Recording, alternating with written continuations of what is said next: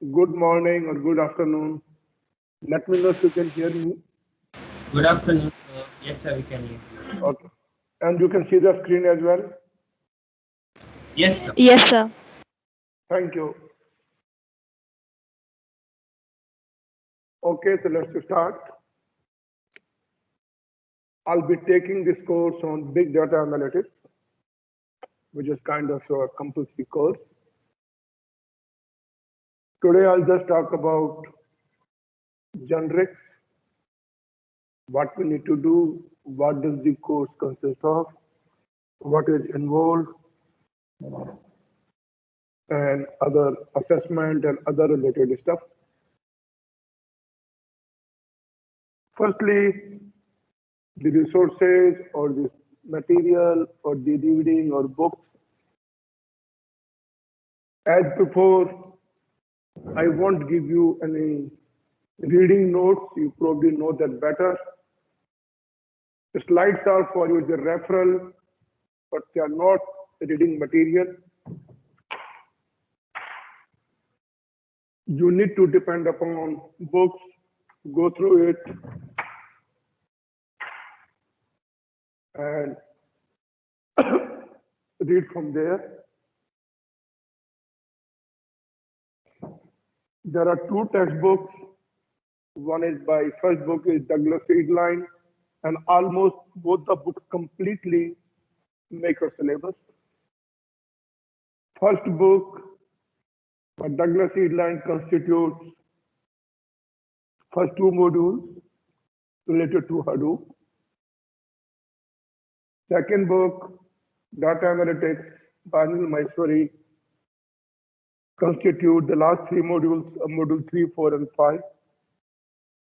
And part of that you might have studied as part of ML, but give you overview from data analytics perspective, what are the ML techniques you can use to get some business intelligence out of those. Dr. Anil Maheshwari is a good friend of mine. We worked together in US. So he's kind enough to give me all his slides. For the course, I will probably using those and modifying it to some extent as we deem suitable for the lecture. I would also probably request him down the line towards maybe sometime next month to give one or two overall lectures about this subject so that you get an idea. He's in the US, he's not here, the US Iowa State. So we work out the timing and probably do that and look at how does that work. Other than the textbooks, you can probably look at the Apache Hadoop website. That gives you the main information. And of course, you have Google to always depend upon, explore, search, find your answers. Once you find answers, you probably have to filter it out yourself and then see. And then Coursera and other courses you can try to. Both the textbooks do not give you deep knowledge. They give you a very, very high level, conceptual, how things work, that kind of novel details. So basically they talk of little about everything or not. So is what they say is when you do your UG, you probably know a little about everything, and when you do PhD, you know a lot more about little things. So that's the trade-off that goes on. The topics are summarized, they're given you brief overview, how does it work, give you conceptual understanding what it means, and if you're interested, you have to probably explore yourself. In the case of Hadoop and others, examples given are kind of a hello world. You know what hello world means. Write a simple program, let's say print of hello world in Python, print hello world. When you run one line command, hello world appears on the output console, and they were. So hello world basically means give you very, very simplistic overview of how things work, give you some comfort level. So the examples in Hadoop probably belong to this category. And what I suggest, recommend you is look at those hello world examples, build upon it, write your own stuff, run them, and that will give you a more deeper knowledge how things really would work. So best way to do that is take a simple program. First, make sure that simple program given as it is works. And once that works, then can you make incremental changes? And once you make incremental changes, then you know the program basically works. And keep doing it till you come to a level where you know you got a reasonable good understanding of how the entire topic and subject would basically work. And that approach I would strongly recommend you to follow it up. To work upon it, you probably need Hadoop installation. Because most of the courses, if you look at first two modules, they're all Hadoop commands. And mugging up is not going to get you anything. But to understand, you have to use those commands, run those commands, and see how the command works, what the output is. That basically means you should have access to Hadoop installation.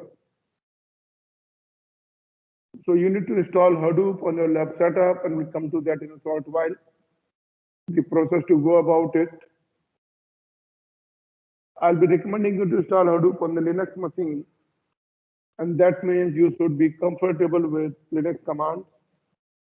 So in case you have given them a go by or forgotten about it, it's good time now this week to review all the Linux commands, command line tools, how to create users, how to assign groups, change ownership, changing permissions, file access commands, and so on, so forth, where the logs go, and that kind of stuff. So this week is time to review so that you become comfortable with those commands.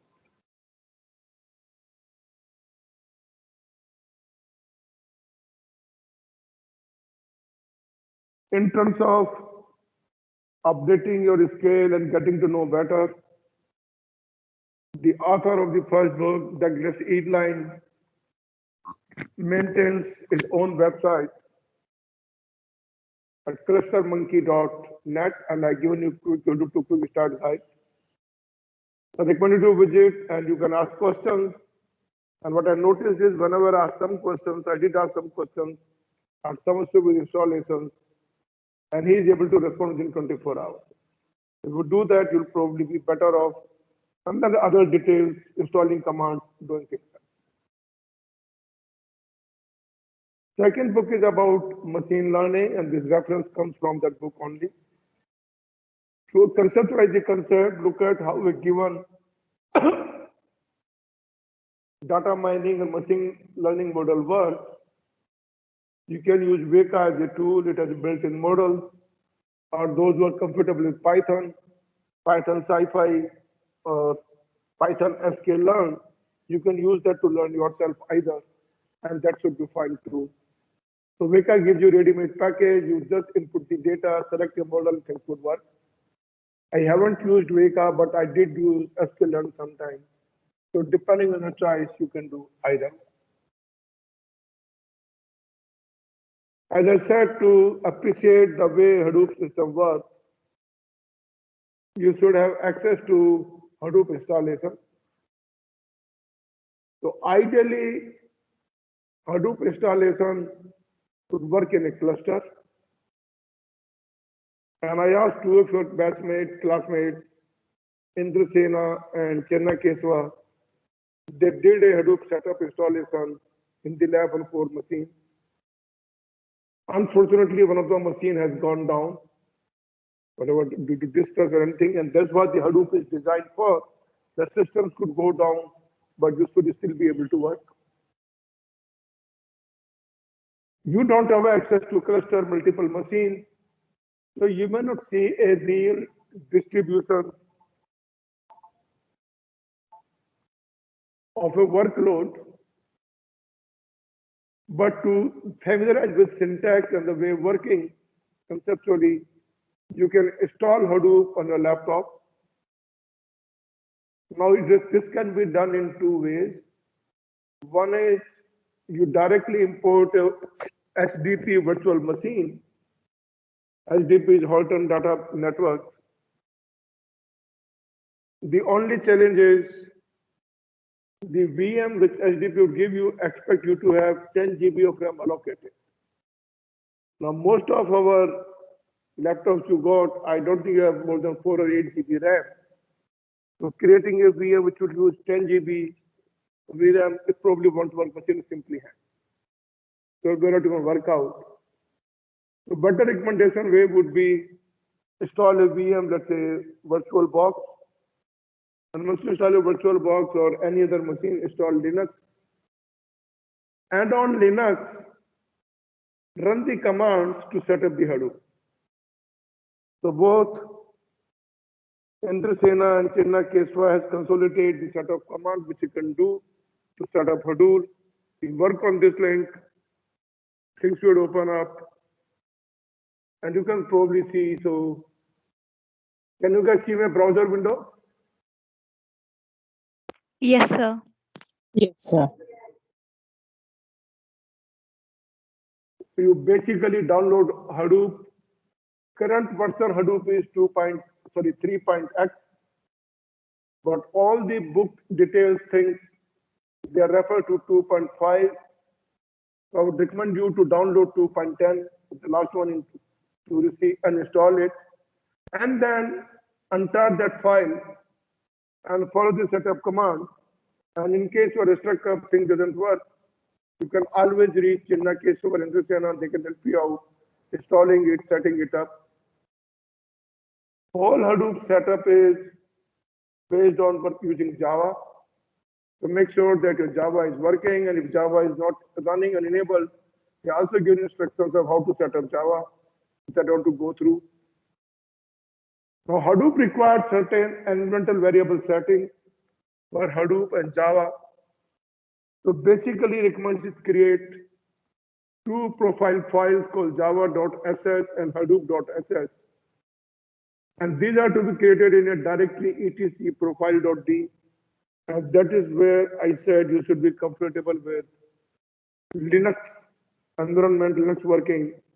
So any .sh file you keep in etc profile.d, whenever somebody logs in, the command will get executed and the variable will be set up. So in the two files, java.sh, you basically define the Java home. In the file hadoop.sh, you define the Hadoop home path. And all that will respect to work with that. Once you do that, anytime you log in, whichever user, this environment would set up for you. Then you have to create users and groups. So Hadoop commands require three set of users called SDFS, yarn, and MapReduce.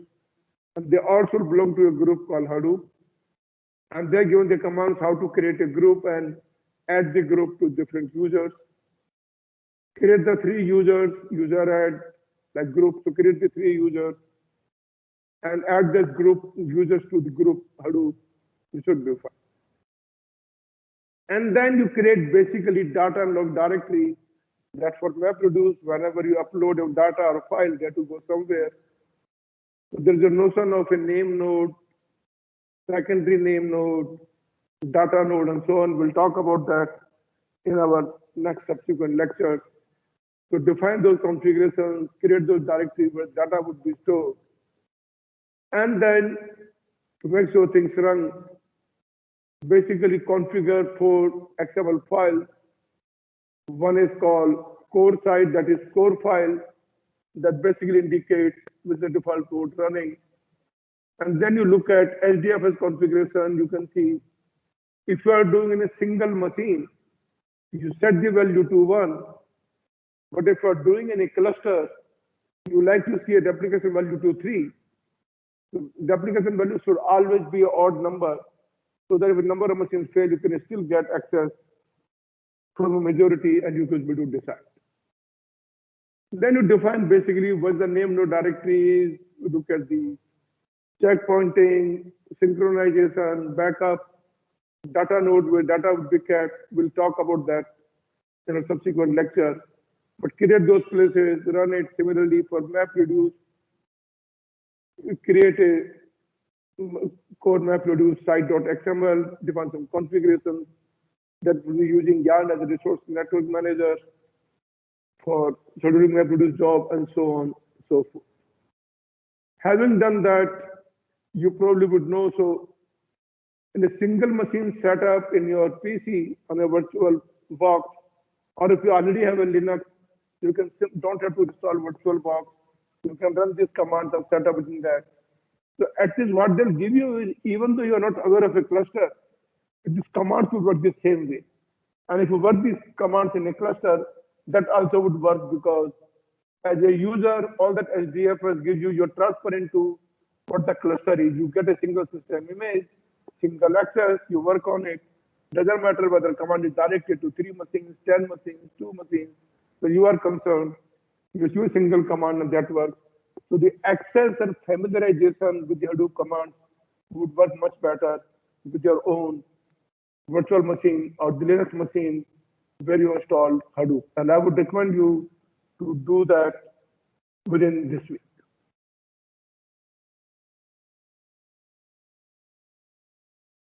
First is command line setup, cluster setup. Those who want to see in the lab, they can come to the CCR&D center. Currently 3 machines are running, 1 is down. We haven't done the HDB setup because it requires too much time. When you look at the Apache Hadoop, Hadoop is more like an ecosystem or a number of tools working together. It is not a single tool or technology something. It is a conglomeration of number of tools and technologies put together to achieve a given task. And as part of the course, we'll probably be looking at understanding those tools at a very, very high level view. And unless you work on them regularly, you certainly get confused with the too much nomenclature, too many buzz that happens. The first part of the ecosystem is called Apache Hive, which is, you can say something like equivalent to your SQL, like whatever you do in SQL, Oracle PLSQL or MySQL, you're managing a large data, so it gives you SQL-like interface to deal with your data. Like you can write a stored procedure in Oracle, high-level language, your Apache Pig, which is basically scripting language. So using scripting language, you can write a basic program and access and manipulate the data. And this gives 2 examples of those Apache Pig as well. Next in the ecosystem is Apache Scoop. This is basically a tool or facility that enables data transfer between RDBMS and SDFS. RDBMS maintains secure data, but here we maintain all data in some kind of XML or based on the corner position. If you want to back and forth, then Apache Scoop enables data transfer between relational database and Apache model. Most of the applications work on standard input and standard out. Data would be continuously keep on coming, keep on getting out, and that is what we call a streaming interface. Now, when you write a program using streaming interface, so they'll read data from in, standard in. That means any program that can read data from standard in and write to std out can work in a Hadoop framework, and a stream component enables that interaction using access to the data streaming in and data streaming out. We want to define a workflow, which process should run first, which task to be executed first, and then later on. So the entire workflow is managed by Apache UG. You look at that, and I'm sure you're already getting confused, and I'm done only even half of it. Then Apache Vir, which is basically a tool to deploy a Hadoop cluster, and normally we use Apache Ambari as a GUI to set up a cluster using GUI, that's Apache Ambari. Most of the data we deal with is not a structured data, which can be like your text, your email, your weblog, your other things. They're all non-structured data, and that means they really can't be put it in SQL syntax, SQL manner. So we keep the data in NoSQL, and then Apache has a component called HBase, which is part of Hadoop ecosystem, which is NoSQL DB from Apache Fountain. We said Apache primarily meant for a cluster setup, number of nodes running together, number of services, applications, and it should take care of when some nodes could fail, others should continue to work, services should continue to work. Then that monitoring and management to make sure the cluster system is up and running and notifying what has gone down, what has to come up, is done by Apache Zookeeper. So Zookeeper, basically, if you have network resource running multiple places, you want to monitor those, Apache Zookeeper does a wonderful and a good job of it. Then Apache S catalog to talk about schemas and other stuff. And slowly we'll probably cover most of these tools in the due course of time. It may not be all, but it is good if you can lay your hand and understand things that will give you more confidence to work with. Give you much better off without looking at tools, because if the command, if something has to be done, ask the student looking at point blank and should be able to answer and write those codes. Course need to have exams, internal as external. Internal exam would be your 40 marks, external would be 60 marks. Internal is further broken as per VTU guidelines, 10 for assessments and 30 for internal marks. Assessment, as per my way is concerned, I look at teamwork. So I recommend you to make a team of 2 or 3 people size, limited to 3, because 4, I think it doesn't really work. Make your team, work with it and notify me, and that way would work. All assignments can be uploaded in MS Teams or maybe GitHub. And make sure you don't do any plagiarism. Learning half or less is fine, rather than claiming doing everything but without knowing. That will not be encouraged. So anytime you get plagiarism, you probably get 0, both the person who enabled you to copy and the team that copied. So avoid that part at any cost in time. We'll have 2 internal exams, and as far as new education policy, AICT is also recommending to have open book examinations. So first 2 papers would be open book. Third, maybe open book or closed book we'll discuss. I don't intend to conduct 4th one, but if it is needed due to whatever reason, we may conduct 4th and we'll decide whether the 3rd and 4th would be open book or a closed book. But first 2 certainly would remain open book examination. Those who want to go dig deeper, rather than doing a simple assignment, you can probably think of a mini project that will replace all 3 assignments. But what you want to do, you can approach me sometime next week or end of early next week. I want to do a project, so we'll not do assignment, we'll do a mini project, which will be a lot more bigger than what 3 assignments you would do. And you dispense progress regularly. So that choice is also available for the assignment alternative. But of course, whatever project you want to do has to be explicitly discussed, get an approval, and only then you should be able to take it. Now let's look at the syllabus, the way it exists. So today we are not covering any course, content, anything. Just giving you overview. As a 5-module course, first module is on HDFS, which is Hadoop Distributed File System. Distributed meaning different number of machines have their own disk, local disk.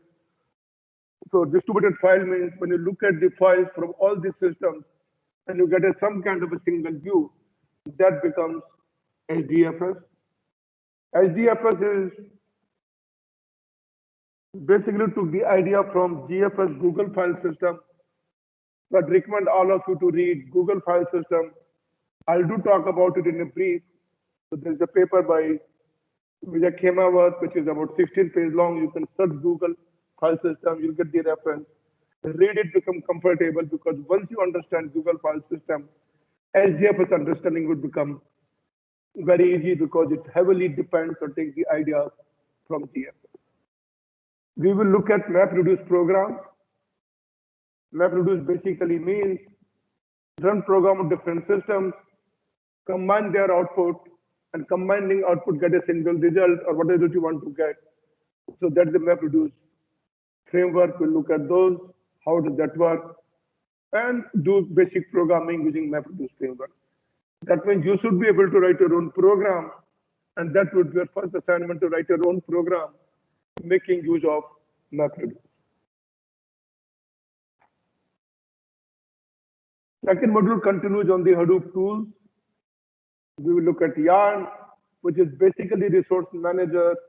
Like when you schedule a Hadoop job, which main resource it has to go to, how many tasks has to be created, how many MapReduce jobs. If some job has terminated, a node has died down, can it be gone to another node? So all that part is part of a Yarn, which is called yet another resource negotiator. There are other tools like Ambari, which is a GUI-based tool to set up Hadoop on a cluster, and then Hadoop admin, Hadoop users, other process, running commands, creating things. Last three modules are from the second book, which is basically data analytics, getting business intelligence using different machine learning models. Some of the concepts you studied in 7th semester in machine learning, so you probably to renew, but I would recommend you that renew and refresh your course on machine learning, and you'll find it much easier for a cakewalk. By design, the course is supposed to run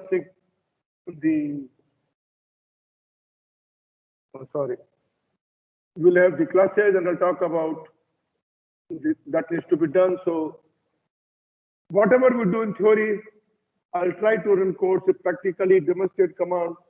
And if you have your own Hadoop installation, you should be able to run and work with that.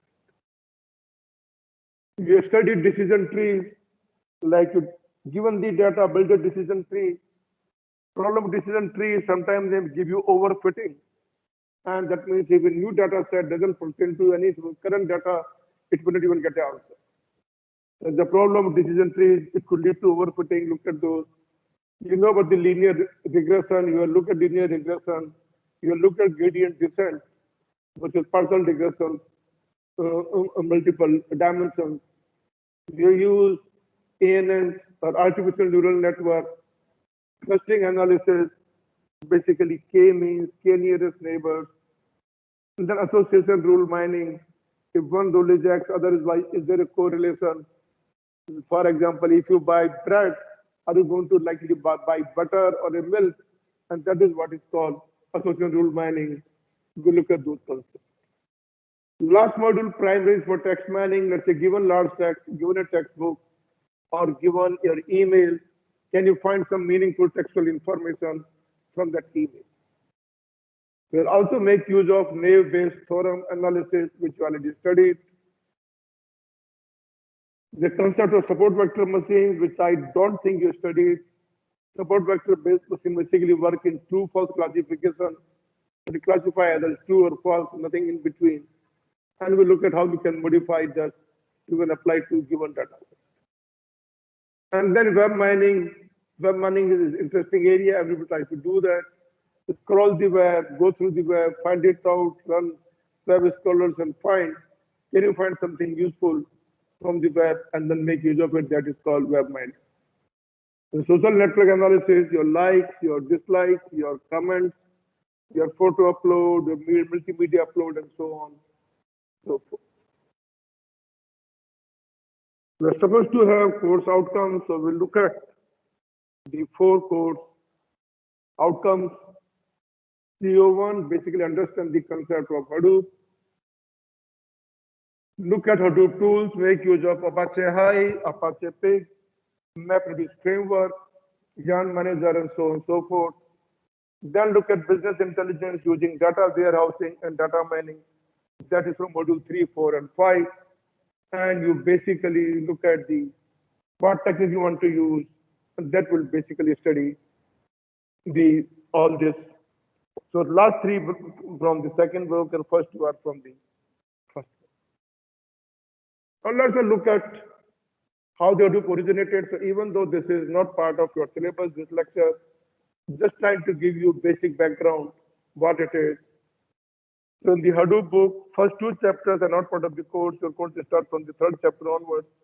But I'll try to give you a basic idea how things work, be comfortable with it, and only then we start our actual theory classes on the Hadoop part. The way name Hadoop came from is Hadoop was developed at Yahoo, and the project in charge, Cutting, has a son who was an elephant toy, and he has named the elephant toy as Hadoop, and so the Cutting named the project for Hadoop is more like the Hadoop from the son's name, that is where the name got. Primarily, the way Hadoop is designed, to keep things in mind that we need a distributed computing, number of servers to run the programs, and servers are going to be low commodity servers, and low commodity server means like a desktop in the lab or something. These low commodity servers, some server would fail, and even though servers have failed, your programmed application should be robust enough to work.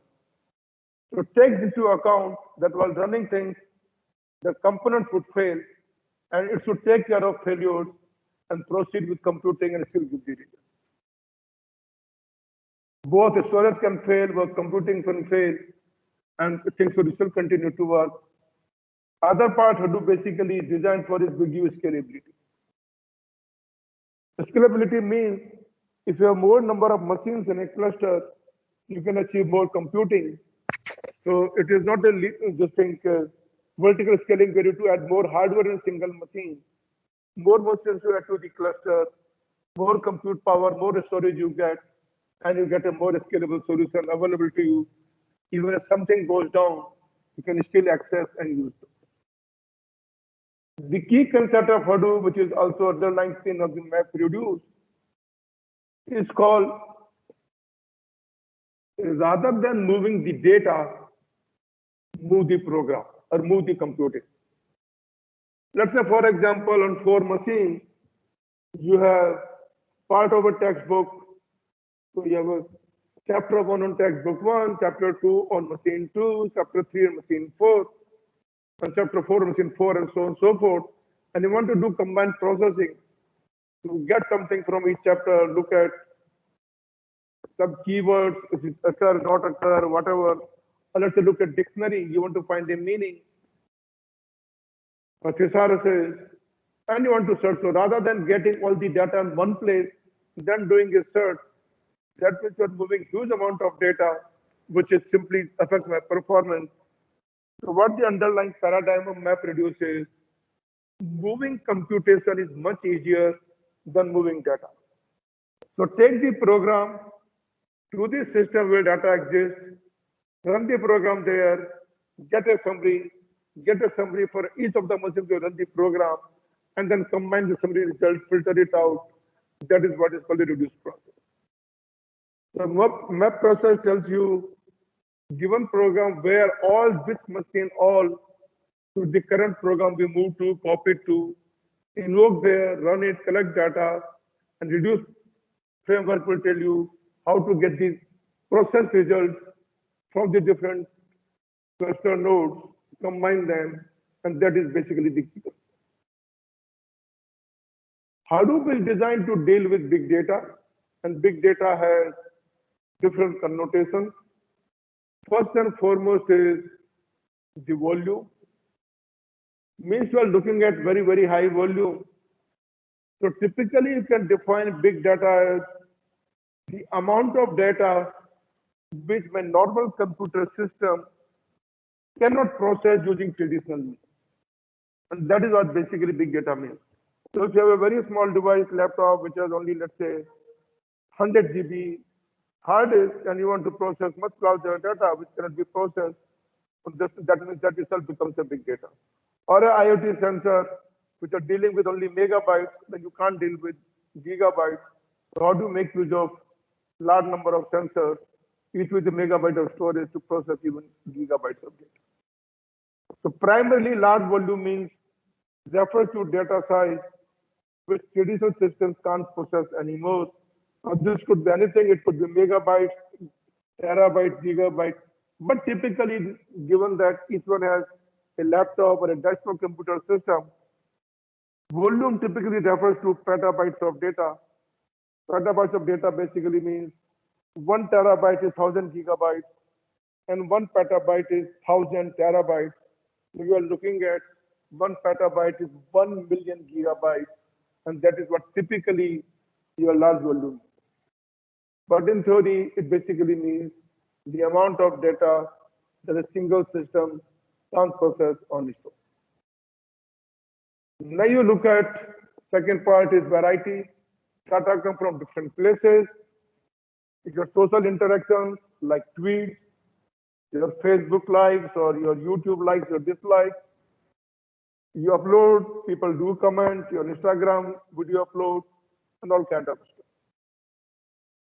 The other kind of variety data, which is called machines, like every time you access a web server, there's a web log generated, you get those logs, who accessed it, what time, how many bytes were transferred, what is the status code, and so on and so forth. Anytime you browse, you click, you hover over a point, you scroll up and down, you scroll left and right, how many pages you click, what you did, all this belongs to what is called a web click trail. And that also gives you meaningful input, how one can optimize the applications to get a quicker result.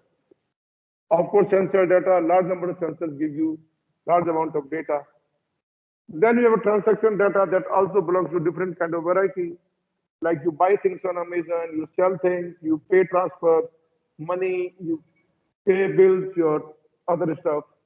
Then you have a telecom records, you have that as well. The other attribute of big data is called velocity. That is the rate at which data is being generated. If you are doing WhatsApp chat or sending an email, the rate you are generating would be very low, probably generating 1 kilobyte per minute or so. But the moment you go to video or photograph uploaded interaction, your data immediately becomes megabytes of data per second. So how much data being generated at what speed belongs to what we call is velocity part. Then there's a variability, different kind of data, and in the sense that is your data complete? Let's say I'm trying to monitor in a class, I'm trying to monitor age, height, and weight, and few other parameters for all the students. And then I try to look at the temperature as well, or the blood pressure or other vital parameters. And sometimes somebody skips noting your blood pressure, somebody skips the temperature, like we enter, we take temperature note, but forget to enter. So you might have incomplete data. Sometimes somebody even may note down inconsistent data. For example, writing a temperature at 120 degrees Fahrenheit for a human is practically inconsistent. So you might have an outlier, you look at those, and that way look at, so big data indicates this kind of variation. Data could be complex if you're getting data from multiple sources. You might have to set up a relationship. Like one set gives me height and weight, other set gives me your mark, class attendance, something. How do I correlate? Can I correlate? How do I correlate? What is the basis? And you get a correlation of multiple accesses, not a single access, but multiple dimensions, and that leads to complexity. So given the big data characteristics, let's look at some examples. You all familiar with the media, your video, your audio, your photos, and all that. Web data, like you said, web logs, when you access a web server, you always have a log. You can look at those, your click trails. This is actually very interesting from the user perspective or the customer engagement. How many times you click, how many times you enrolled, on which link you hovered over, where do you spend time, that tells you what user wants. All the e-commerce sites are very, very particular about click trails or accessing it, This comes under category called RUM, real user monitoring. And then the text messages, emails, etc. Written docs, your project report, your assignment, other stuff, programming stuff, those become written docs. If you're trying to do some research, let's say generating simulation, doing to do COVID simulation or genomic simulation, you generate a lot of data, work with it, that becomes scientific data, those are again examples. If anyone would do stock trading, even a single second, we get thousands and 10,000 transactions. So look at a day, we probably get millions, billions of transactions. So overall, it becomes large amount of data. So hence, that also comes under big data category. As an individual, you probably make 10 or 20 calls per day or receive. But if you look at all the 1 billion people, and each one getting 10 to 20 calls, it becomes a big call record, which basically means calling number, call number, date and time of call, was it a holiday, your charging rate, and so on, so forth. So look at those, together becomes big data when it took data for all the people together. Data from sensors, public government records, your death certificate, your birth certificate, your marriage certificate, your house registration, whatever government gives the data. So all these basically different kind of big data you can classify, and dealing with them is a real challenge. So how does my Hadoop processing typically work? Traditionally, we are aware of basic files. The data is stored in a file,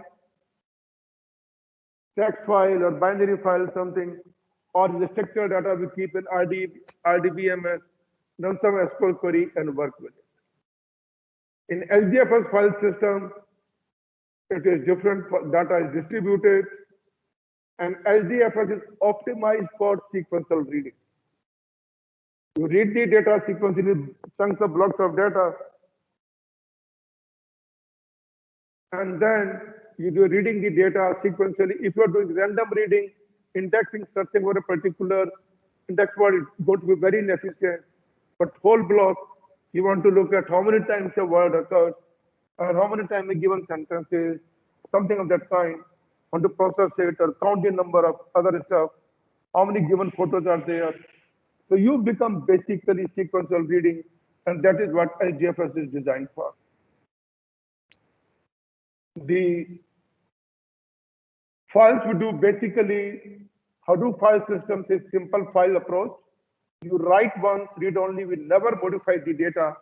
And because we never modify the data, it is only append only mode. And because it never gets modified, so once we return even the replicated mode, it will eventually return and becomes coherent. It basically follows a data lake. That means schema on write. I think my earphone is saying chart, so I'll probably skip from this and come to the basic schema mode. Give me a minute.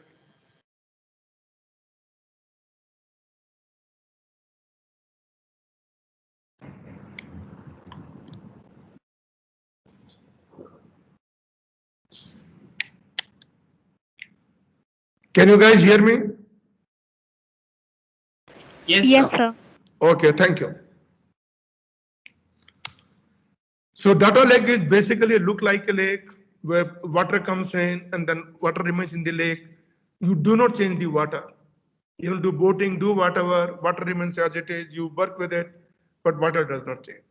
Same way once data comes in, you do not change the original data, you process the data, generate the result, send the data, but data does not change, and that is what Hadoop follows called data lake concept. And we'll look at how does that really work when we deal with some examples of MapReduce. It is different from warehousing, data warehousing. You might have studied that we look at is primarily meaning in warehousing. When we write the data into data warehouse, we write as per some schema, and we don't write invalid data. So pictorially, I can basically depict the difference between data warehousing and data lake. Consider three different sources are feeding the data. One goes to data warehouse and one goes to data lake. When you go to data warehouse, you basically get the data, discard the meaningless data or incomplete data or normalize whatever needs to be done, and based on the data, based on the schema in a particular format, you write. So when you write the data into data warehouse, you're creating the schema at the time, and data is returned, and then you do a query. Whereas in data lake concept, when you receive data from sources, the raw data is written as it is, without any changes. Only when you want to process the data, at that time you define the schema. So in Hadoop case, schema is defined on read time, whereas in data warehouse, schema is defined at the right time, and that's the key difference, meaning if invalid data won't be returned, you already modified the data. This is called ETL, extract, transform, and load. Whereas Hadoop data lake concept, original data is written as it is not changed. When you want to process it, you define the schema, read it accordingly, process it, but original data remains intact. As we said, Hadoop ecosystem consists of many components, and we discussed those already. I'll briefly overview, look at HDFS, which we'll study a little bit more in detail, because whole map Hadoop system will remain on HDFS. The Hadoop distributed file system, how does replication work? That does not mean that each data is returned to every node. If my cluster has 10 nodes, my replication factor is 3. I'll be replicating on 3 nodes. So one block will go to some 3 nodes, other data block go to some other 3 nodes, and so on and so forth. To manage the task and processes running, schedule a job, we'll use a yarn, yet another resource negotiator. MapReduce is the framework which basically enables us to move the computing. That means the program goes to the data node where data resides, run the program there, and then get the results, combine them. That's the reduce framework. To look at that part. Then your Hadoop database, you have a HBase and S catalog. I'm not sure how much we'll study as part of the course, but we'll look at MapReduce query tools. We'll make use of Apache Pig scripting as part of the course. We also look at Apache Hive, which is data warehouse concept. That works. We probably look at other tools as well, such as your basically streaming, your Scoop for importing, exporting data into from Apache Hadoop to SQL or RDBMS, transferring data from HDFS to RDBMS. Then for streaming, we will use, which is Flume. I'm not sure we'll do that serialization part for Avro. I've not seen that, possibly no. But workflow define different processes. If you have 2 MapReduce programs, which has to run in a particular sequence, then we define the workflow, and UG is the component that defines that workflow. We'll look at that, and other kind of component. And of course, some basic administration tool, creating, setting up, running these programs. We'll basically look at Ambari is a tool that provides a GUI-based access to set up your Hadoop cluster. But since you don't have a Hadoop cluster, I would say install separately on the Linux machine and then be comfortable with it. And then Zookeeper to make sure all the services are running. If something goes down, it notifies you. You can restart services in other places to make sure that systems continue to run. So summary, we basically looked at overview. As I said, look at the resource material. Books are available in library. I have a some copy PDF file not authorized, maybe unauthorized, downloaded from web, other places. If you want, ask your class rep, I can give it to them and they can access that. But you have to read from the book. More importantly, you have to run things up yourself.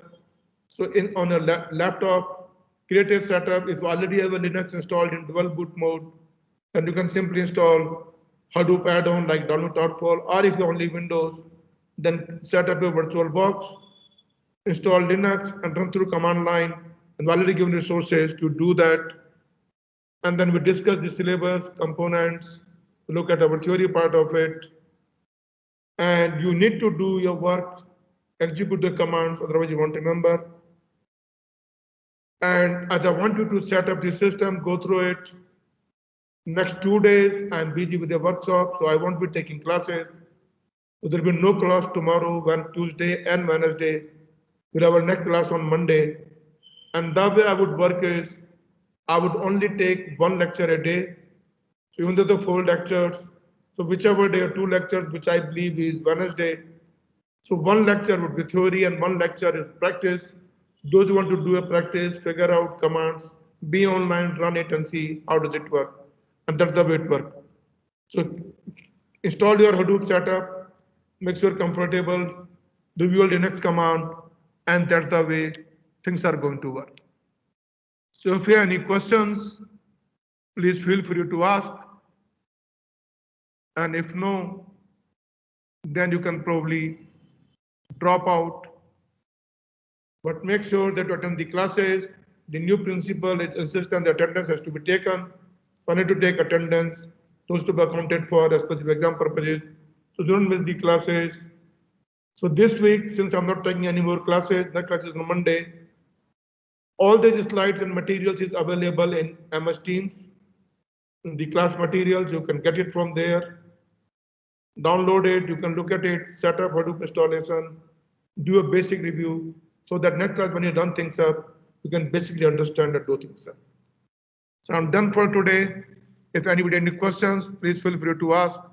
Otherwise, you can drop out. Thank you.